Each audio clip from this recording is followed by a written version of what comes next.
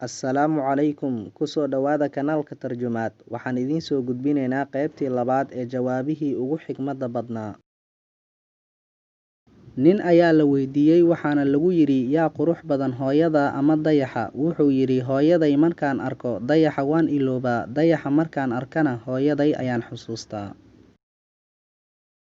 Islaan kaxaynaysay dameero ayaa wadada waxaa ku soo mareen laba gabdhood waxayna ku yiraahdeen subax wanaagsan hooyadii dameerahay. Waxay ugu jawaabtay subax la mid ah gabdhahaygiiyow.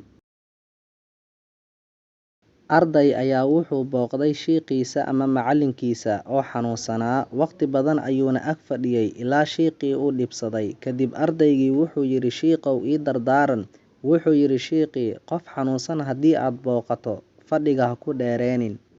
Waad ku mahadsan tahay daawashadaada. Fadlan haddii aad kanaalkan ku cusub tahay subscribe saar gambaleelkana riix si ay kuu soo gaaraan muuqaalada cusub ee aan soo gelino.